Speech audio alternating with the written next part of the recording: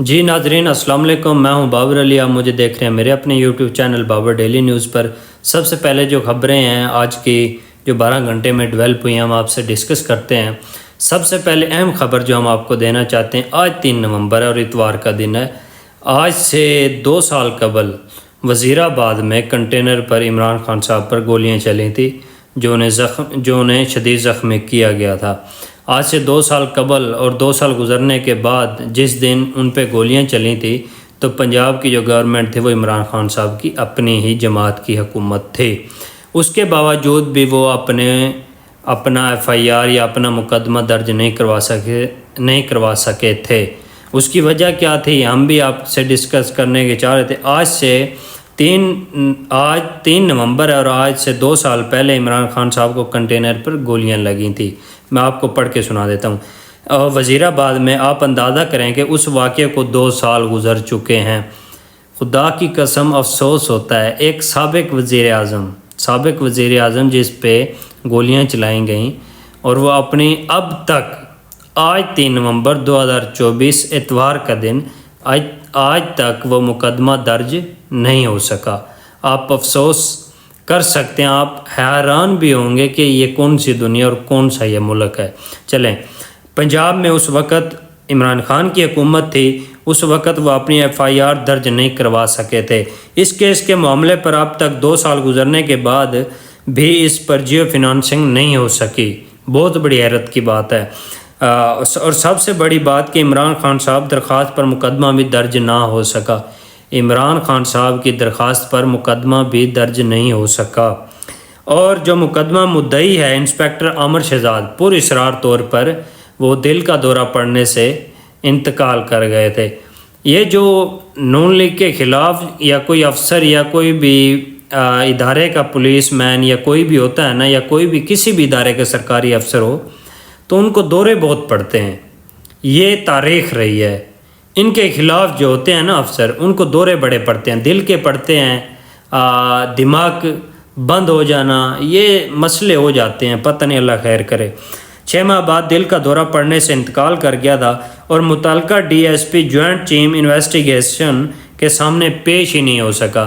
DSP نے اس inquiry والی team کو اہمیت ہی نہیں دی۔ آپ اندازہ کریں کہ آپ کے پنجاب میں حکومت بھی عمران خان کی تھی اور وہ اپنی FIR نہیں کروا پا رہے تھے، لیکن اس کے باوجود عمران خان صاحب نے اس دن ایک چیز تو ثابت کر دی کہ انہوں نے ثابت کیا تھا کہ عمران خان گفتار کا غازی نہیں ہے، یعنی کہ عمران خان صاحب صرف باتیں نہیں کرتے، وہ ثابت بھی کرتے ہیں، عملی طور پر اور پریکٹیکلی طور پر وہ ثابت بھی کر کے دکھاتے ہیں۔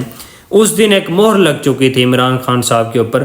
انہوں نے کہا تھا کہ میں اکیلا بھی اگر رہ گیا تو میں اس سسٹم کے خلاف آپ کو لڑتا ہوا نظر آؤں گا، اور وہ آپ خود دیکھ لیں، میں بھی دیکھ رہا ہوں اور آپ بھی خود دیکھ لیں کہ وہ اس سسٹم کے خلاف اکیلے ہیں، تنہا کھڑے ہیں، تنہا لڑ رہے ہیں۔ لوگ ٹوٹ چکے ہیں، ٹوٹتے ہیں، کھڑے ہوتے ہیں، پھر ٹوٹتے ہیں، پھر کھڑے ہوتے ہیں، بٹ عمران خان نہ ٹوٹ رہا ہے اور نہ ہی گر رہا ہے ان سے۔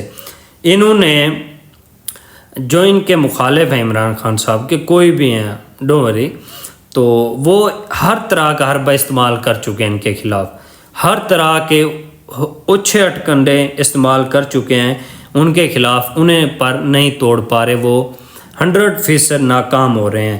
بڑی بڑی ڈینگیں مارتے تھے اور جب وہ سامنے آ جاتا وقت پر مقابلہ نہیں کر سکتے تھے۔ آپ کو بہت سے لوگ ملے ہوں گے جو بہت بڑی بڑی باتیں کرتے ہیں، بڑی بڑی افواہیں چھوڑتے ہیں، جب وقت ان کا سامنا کرتا ہے تو وہ بات بھی نہیں کر سکتے، بول بھی نہیں سکتے۔ چلیں جی، اس واقعے کے بعد عمران خان نے ثابت کیا کہ جس طرح وہ باہر آیا وہ اپنا مکہ لہرایا، جس وقت ان پہ گولیاں چلائی گئی تھیں آپ نے دیکھا ہوگا، کنٹینر کے اندر لے کے گئے، ان کی مرہم پٹی کی، اس کے بعد انہوں نے اپنا فضا میں مکہ لہرایا اور اپنے لوگوں کو حوصلہ دیا۔ عمران خان نے زبان سے نہیں کہا تھا کہ میں قربانی دوں گا، مگر وہ قربانی دے رہے ہیں۔ آپ کو یاد ہوگا اور آپ نے دیکھا بھی ہوگا وہ انٹرویو سمیع ابراہیم والا، تو انہوں نے کہا تھا کہ سمیع یہ گرفتاری تو بہت چھوٹی سی بات ہے، توہین والی بات ہے میری، میں تو اس ملک کے لیے جان دینے کے لیے بھی تیار ہوں۔ اور جس طرح عمران خان آج بھی ڈٹا ہوا ہے اپنے موقف کے اوپر، تمام تر آفرز کے باوجود، تمام تر ظلم و ستم تشدد کے باوجود بھی وہ اپنے مقاصد سے پیچھے نہیں ہٹ رہے۔ कैप्टन सफदर ने नाजरीन बहुत बड़ी स्टेटमेंट दी है। मेरा ख्वाहिश है कि मैं आपसे शेयर करना बनती है, क्योंकि वो आजकल न्यूज़ में इस वक्त बहुत बड़ी खबर बन के चल रही है। और जब भी शरीफ ख़ानदान भगोड़ा बनता है या पाकिस्तान से बाहर निकलने की कोशिश करता है तो ये बाहर के रास्ते ढूंढते हैं, तो कैप्टन सफदर भी इनकी ऐसी तैसी करना शुरू कर देते हैं। इनका बयान सादा है मगर कहानी पूरी सुना दी उन्होंने। छोटी सी बात कही उन्होंने, बट इन्होंने पूरा साल 1.5 साल की कहानी को, जिस तरह एक शायर होता है ना, वो एक शेर में या एक मिसरे में पूरी कायनात की 100 साल 150 साल 300 साल ज़िंदगी को कैद कर देते हैं। इस तरह इन्होंने इस एक जुमले में इसको पूरी खिचड़ी को कैद कर दिया।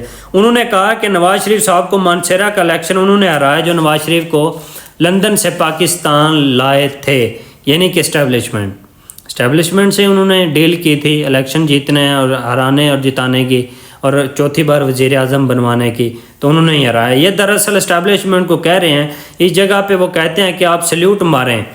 अगर आप सल्यूट मारना जानते हैं ना, तो वो आपको किसी भी हल्के का जीत का जो पेपर होता है, जीत का जो तगमा होता है फॉर्म 47, वो आपको दे देंगे। आपको बस सल्यूट करना आना चाहिए। अच्छा, PIA की ख़रीदारी देख लो। सबसे बड़ा दुख होता है PIA की ख़रीदारी पर। चाचा बेच रहा है, भतीजी खरीद रही है।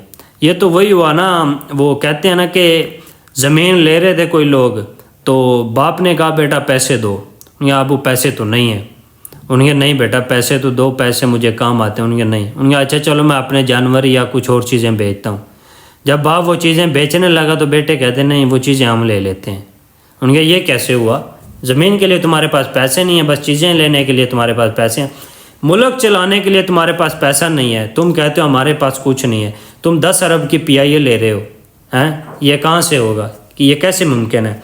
नवाज शरीफ पे इतना बुरा वक्त आ गया है कि मरियम औरंगज़ेब भी उनके बयान की तरदीद करी है। जिस तरह नवाज शरीफ ने अमेरिका में बैठकर PIA और मरियम नवाज़ के बारे में गुफ्तगू की है कि पंजाब हुकूमत यानी कि मरियम नवाज़ PIA को ख़रीदने की ख्वाहिश रखती है, तो उन्होंने कहा कि वो ख़रीद लें और इसको ब्रांड न्यू एक पंजाब एयर यानी कि एयरलाइन के नाम से दोबारा यानी कि चलाया जाएगा। बट मरियम औरंगज़ेब ने जियो पर बैठकर वो प्रेस कॉन्फ्रेंस के ज़रिए कहा कि नहीं वो झूठ बोल रहे हैं, ऐसी खबर झूठी है और ये झूठी खबर कौन दे रहा है, यानी कि उन्होंने नवाज शरीफ को झूठा कह दिया है। तौबा अस्तगफिरुल्लाह, अपने लीडर को ही झूठा कह दिया, बड़े मियाँ सांप को। अमेरिका से नवाज शरीफ सफ़र करके लंदन आए और एक और बात साबित हो जाती है मरियम औरंगज़ेब किस तरफ जा रही है और नवाज शरीफ क्या स्टेटमेंट दे रहे हैं। अमेरिका से नवाज शरीफ सफ़र करके लंदन आए, वहाँ आकर उन्होंने मीडिया से बात करते हुए दोबारा कहा कि पंजाब हुकूमत को नवाज शरीफ ने PIA ख़रीदारी पर संजीदगी का इशारा दिया है, यानी कि नवाज शरीफ ने पंजाब हुकूमत को कहा है कि तुम PIA ख़रीद लो, और वो संजीदगी का इशारा देते हैं। इसलिए मरियम नवाज़ 5 नवंबर को लंदन जा रही हैं, वो अपने वालिद साहब से। यहाँ पर तो यही शो किया जा रहा है ना कि वो अपना इलाज के लिए जा रहे हैं, अपना कोई उन्होंने ट्रीटमेंट करानी है, पता नहीं क्या होगा, बट वो जा इसीलिए रहे हैं कि PIA को कैसे ख़रीदा जाए, किस तरह ना ख़रीदा जाए, इसी मुलाकात के लिए जा रहे हैं। दरअसल ये बात यह है कि 10 अरब की जो बोली लगी थी ये इन्होंने ब्लू वर्ल्ड सिटी वालों से खुद लगवाई थी, क्योंकि 5 बोली वाले थे और एक आई बोली लगाने के लिए टीम, बाकी 4 ना आए। इसका मतलब यही है कि एक को बुलाया गया, बाकी 4 को टाइम नहीं दिया गया या उनको बुलाया ही नहीं गया। इसलिए ये खुद ख़रीदना चाहते थे, वो चाहते थे कि कोई और ना ख़रीद ले। आपने अब्दुल अलीम ख़ान की भी वो सुनी होगी स्टेटमेंट, वो प्रेस कॉन्फ्रेंस, तो वो किस तरह बोल रहे हैं। अफसोस होता है कि वो एक मिनिस्टर हैं इस मुल्क के। मरियम औरंगज़ेब ने कहा कि प्राइवेट शराकत दारों के साथ मिलकर हम काम करना चाहते हैं, यानी कि वो बस मैं अब क्या मिसालें दूं आपको इस व्लॉग में, काम करना चाहते हैं और प्राइवेट इदारों को इसमें शामिल करेंगे। अच्छा, IMF को ये PIA को ये क्यों बेच रहे हैं? ये IMF की शर्त है। आप परेशान होंगे ये क्यों बेच रहे हैं कौमी इदारे। ये IMF की शर्त है कि तुम वो अपने क्या कहते हैं इदारे को बेच दो जो तुम्हारे खसारे में जा रहे हैं।